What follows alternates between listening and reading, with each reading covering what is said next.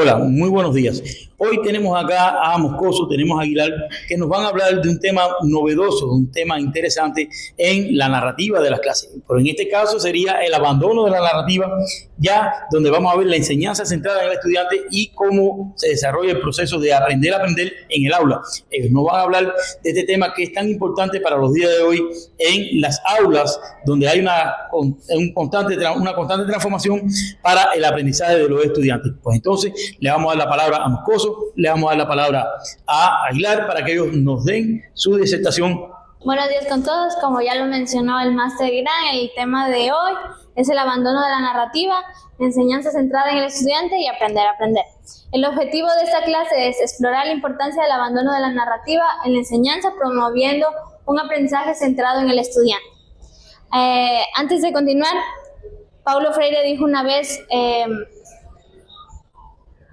enseñar no solo se trata de transferir conocimiento, sino de crear la posibilidad de producirlo. Esta frase nos invita a reflexionar sobre el verdadero significado que es la educación, la enseñanza, y tradicionalmente se sabe que en la educación solo había un narrador, que en este caso era el docente, ¿verdad? Entonces, el abandono de la narrativa tradicional, como dice aquí, la narrativa es un género literario que se caracteriza por la presencia de un narrador que cuenta historias, hechos de los protagonistas y centrándolo en el tema, en la materia que es didáctica de la física, nos decimos que el narrativa se refiere a aquel narrador, en este caso que es el docente, que él habla, explica, enseña, pero el estudiante solo escucha. Es un oyente. Entonces, como dice, el abandono de la narrativa se centra en dejar atrás el enfoque donde el docente solo explica y el estudiante escucha, como lo acaba de decir. Nos concentramos en dejar atrás la educación tradicional para que el estudiante sea el protagonista de su educación, de su conocimiento, y el docente sea un guía. Como dice aquí, se promueven métodos participativos donde el alumno es protagonista de su aprendizaje, ¿ya? En este caso, métodos participativos deberían ser diferentes metodologías donde el estudiante es el autor de su conocimiento. Es aquel donde él propiamente construye su conocimiento. Ahora, siguiendo, vamos a ver sobre la enseñanza centrada en el estudiante. Ya. Continuando con el tema que estábamos hablando, tratando acerca del abandono de la narrativa, sabemos que esta parte de abandonar la narrativa para los docentes nos hace un poco muy complicado. ¿Por qué? Porque ha venido enseñado de otros docentes a nosotros. Entonces, al momento de nosotros impartir nuestra clase, se hace como muy notorio tener una educación tradicional, de decir que el estudiante anote tal cosa o nosotros tener la razón, y no es así. El abandono de la narrativa nos manda a que nosotros dejemos esa educación tradicional y enfoquémonos a nuevos métodos. Este tema de aquí nos habla acerca de la enseñanza centrada en el estudiante. ¿Cómo es la enseñanza centrada en el estudiante? Que el profesor tiene que adoptar el ritmo de enseñanza de cada estudiante. Por ejemplo, un aula, un curso, va a adoptar las características o los intereses que ellos tengan, para así que la clase se haga más participativa. También va a fomentar autonomía, iniciativa y el desarrollo integral. ¿Qué es esto? Que los estudiantes comiencen a tener un pensamiento crítico, comiencen a desarrollar sus propias ideas, a desarrollar sus propios conceptos de cada uno de los temas tratados. Y el docente actúa como un guía facilitador. Quiere decir que ya el docente no es el que va a dictar una clase o no va a ser el que va, ¿cómo se llama?, al hacer la autoridad más que todo en el curso o el que tenga la última palabra, no, sino que el estudiante va a dejarse guiar por el docente, va a ser más bien un facilitador de los temas tratados. Quiere decir que el docente va a guiar al estudiante de lo que diga el estudiante. Entonces, este tipo de enseñanza centrada en el estudiante nos da como que un trasgiro.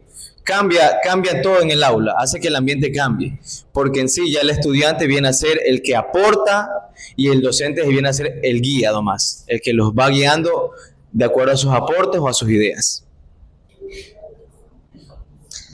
Ahora, vamos a leer esta parte que dice aprender a aprender. Hay que tener muy en cuenta qué significa aprender a aprender. En este caso, aprender a aprender nos referimos a la capacidad de uno a aprender de forma autónoma, por cuenta propia.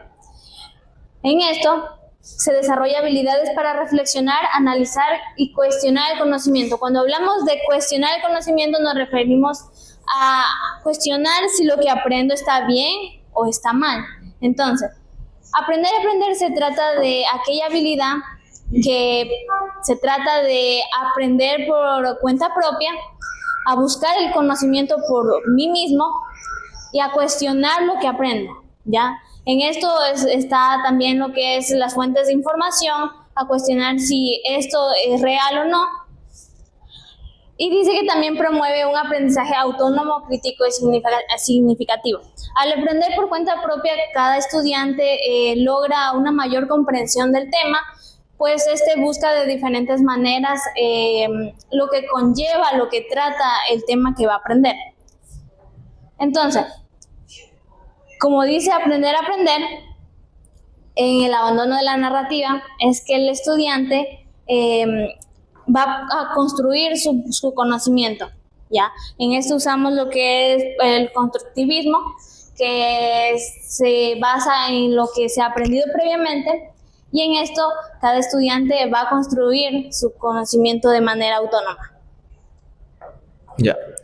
Bueno, para eso también tenemos lo que son las alternativas pedagógicas. Las alternativas pedagógicas las vamos a usar nosotros para la enseñanza centrada en el estudiante, ¿ya? Que tiene que ver con el ABP, el aprendizaje basado en proyectos. Tenemos también el aprendizaje colaborativo, la indagación, el uso de tecnología y recursos multimedia. Ya, de todas estas alternativas pedagógicas, nosotros podemos ver unas que ya se han usado en el curso o unas que ya hemos usado nosotros, pero en sí hay que tener como un límite, más que todo, en el uso de tecnología, porque en sí el uso de tecnología puede hacer que el estudiante decaiga en algo que solo depende de la tecnología para saber algo, no siquiera buscar un libro o algo, ¿no? Entonces, el primero, la aprendizaje basado en proyectos nos indica que nosotros tenemos que realizar un proyecto en el curso, en el aula. Un proyecto de interés que todo el curso se dé a notar que quiera indagar acerca de ese tema. Hacemos un proyecto y ese proyecto lo vamos a dar a la luz. Vamos a hacer como una feria o algo relacionado a eso que dé a luz el experimento o el proyecto que tengamos. El aprendizaje colaborativo podemos plasmarlo como grupos de trabajo, como mapas mentales, podemos hacer que los estudiantes se unan en grupos y hacerlo que cada uno de ellos tenga unas ideas diferentes y las unan en una sola idea. La indagación, plasmar en que los estudiantes tengan ese de estar investigando, de que ellos puedan conocer, investigar los temas tratados, porque a veces los estudiantes solo llegan al aula y ni siquiera saben qué tema va a tocar o qué tema van a ver ese día. Entonces, tratar de que los estudiantes indaguen antes de llegar al aula o una clase antes, decirle el tema que vamos a tratar al día siguiente o a la siguiente clase, para que ellos tengan un conocimiento previo del tema, una indagación, que ellos hagan una investigación.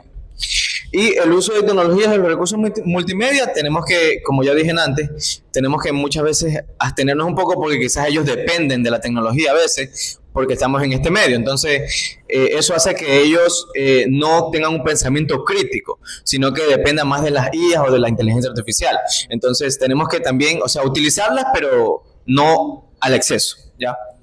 Y como conclusión, yo puedo ver que tenemos varios métodos, varias formas de que el estudiante pueda obtener un conocimiento.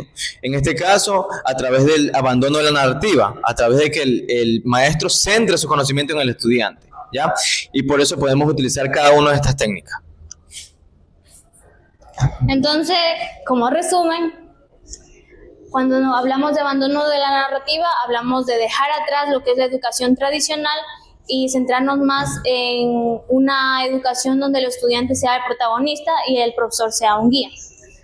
Cuando hablamos sobre aprender a aprender, nos referimos a que el estudiante desarrolle una habilidad para aprender de manera autónoma, pero que su aprendizaje sea crítico, constructivo y significativo. A esto me refiero que el estudiante